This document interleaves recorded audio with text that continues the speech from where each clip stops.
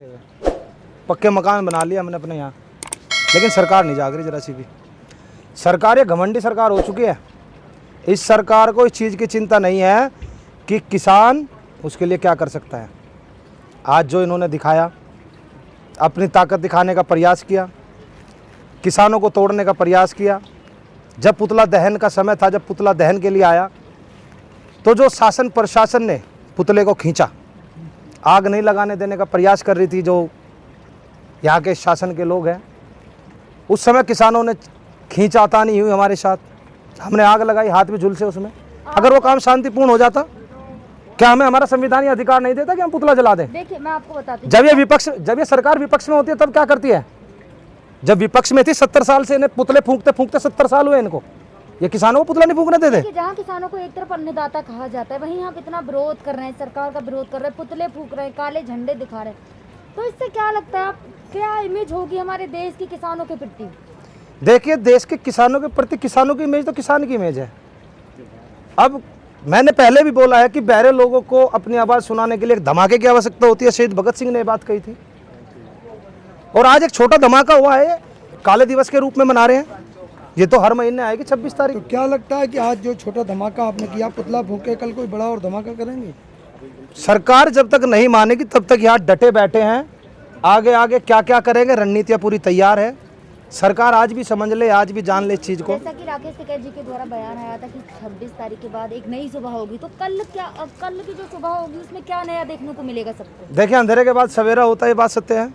कल आपको देखने को मिलेगा, आज काला दिवस हमने मनाया है, कल हम एक सफ़ेद झंडा लगा करके ये दिखाएंगे कि हम लोग आपकी तरह गद्दार नहीं है, क्योंकि वे देशद्रोही लोग हैं जो सत्ता में बैठे हैं।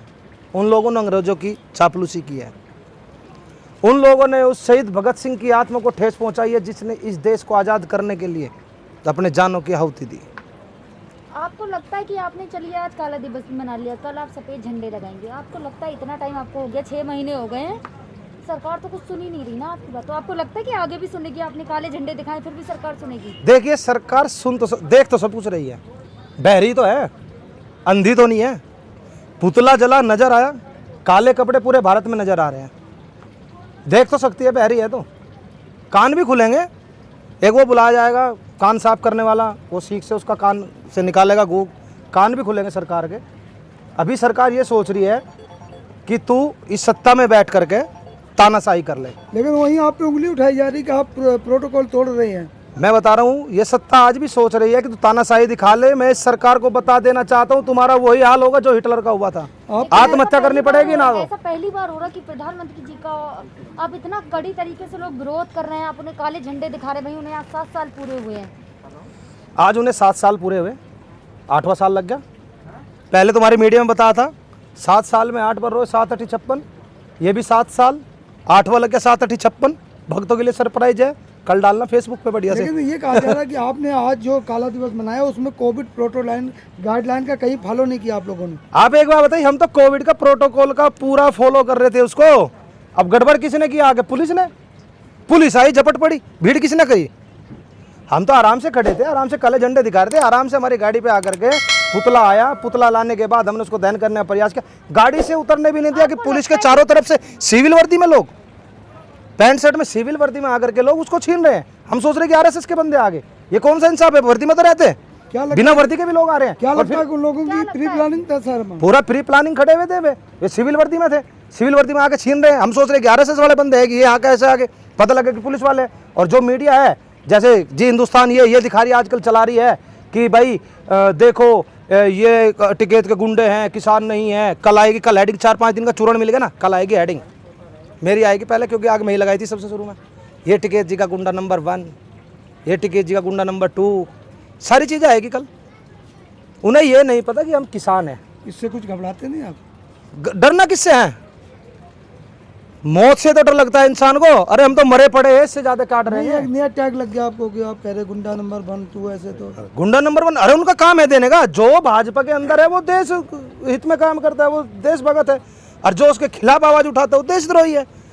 और पहले उन्होंने क्या हमें खालिस्तानी नहीं बताया? खालिस्तानी बताया उन्होंने, पाकिस्तानी हमें बताया, आतंकवादी उन लोगों ने हमें बताया, देशद्रोही उन लोगों ने हमें बताया। आज एक नया नाम दे देंगे, गुंडा नंबर 1, गुंडा नंबर 2 दे दो।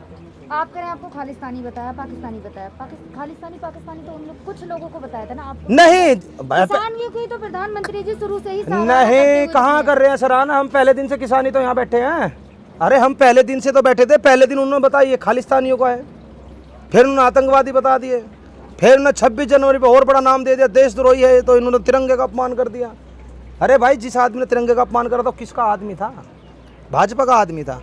अरे किसान राजनीति नहीं जानता, जो तो जैसी जैसी नीतियाँ तुम बनाते हो किसान नहीं जानता। किसान तो बेचारा सीधे रास्ते चलने वाला है, सुबह उठना है, सवेरे जाके अपने खेत में हल जोतना है, अपनी फसल उगानी है, काटनी है, खेत में गेर करनी है। राजनीति का काम थोड़े है किसान से। आप कह रहे हैं किसान को सुबह उठना है, खेतों में फसल काटना है। हाँ, जब किसान का वही काम है तो वही करने दीजिए ना, आंदोलन करने की जरूरत क्या है यहाँ पे? अरे अरे ये जो कारपोरेट की पेटी पेट पे लगा रहे हैं, जो हमारा अनाज तिजोरी में बंद कर रहे हैं, जो ये काले कानून हमारे ऊपर लेकर आ रहे हैं, जो हमारी जमीन छीनने का प्रयास कर रहे हैं, इसलिए बैठे हैं ना यहाँ। आपने मैं यहाँ बात बैठा कही हूँ, कारपोरेट की। मैं यहाँ बैठा हूँ, ऐसा नहीं है कि मेरे यहाँ खेती नहीं हो रही, मैं यहाँ बैठा हूँ, मेरा भाई तो खेती कर रहा है ना गाँव में।